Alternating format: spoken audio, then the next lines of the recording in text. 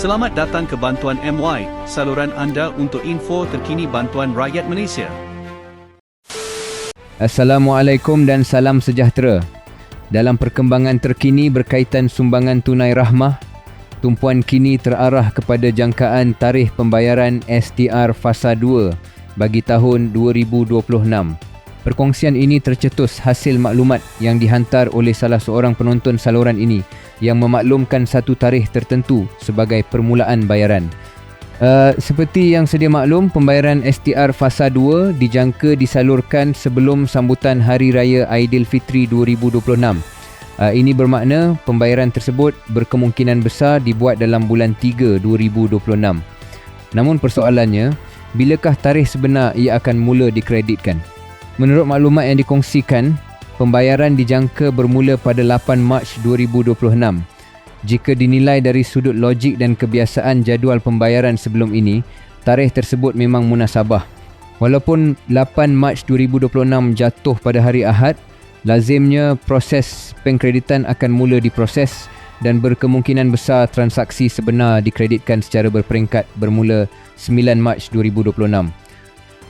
Sekiranya bayaran bermula sekitar 9,3 ribu 2026, tempoh tersebut masih berada dalam jangka masa yang sesuai untuk memastikan penerima memperoleh bantuan sebelum Hari Raya Aidilfitri.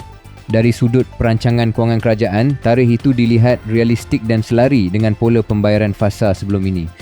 Namun begitu, perlu ditegaskan bahawa tarikh 8 Mac 2026 ini bukanlah tarikh rasmi yang disahkan oleh pihak berkuasa. Ia hanyalah perkongsian maklumat awal dan belum disertakan dengan sebarang kenyataan media rasmi. Untuk mendapatkan pengesahan sebenar, penerima disarankan membuat semakan melalui portal rasmi MySTR. Status kelulusan semasa dan paparan maklumat pembayaran di portal tersebut adalah rujukan utama yang perlu diberi perhatian. Selain itu, pengumuman rasmi daripada Kementerian Kewangan Malaysia merupakan sumber paling sahih dalam menentukan tarikh sebenar pembayaran.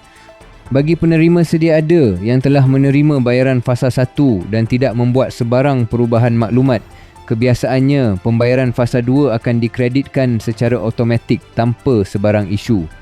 Namun bagi mereka yang membuat kemas kini seperti pertambahan anak, perubahan status perkahwinan atau maklumat lain, perubahan tersebut lazimnya akan dinilai dan diselaraskan pada pembayaran fasa 3. Sebagai rumusan, tarikh 8 Mac 2026 atau sekitar 9 Mac 2026 adalah satu jangkaan yang logik dan berkemungkinan tinggi, namun ia tetap tertakluk kepada pengesahan rasmi pihak kerajaan. Penerima dinasihatkan untuk terus memantau portal MySTR serta menunggu kenyataan rasmi daripada Kementerian Kewangan Malaysia bagi memastikan maklumat yang diterima adalah tepat dan sah. Kita akan terus mengikuti perkembangan semasa dan menyalurkan maklumat terkini sebaik sahaja pengumuman rasmi dibuat.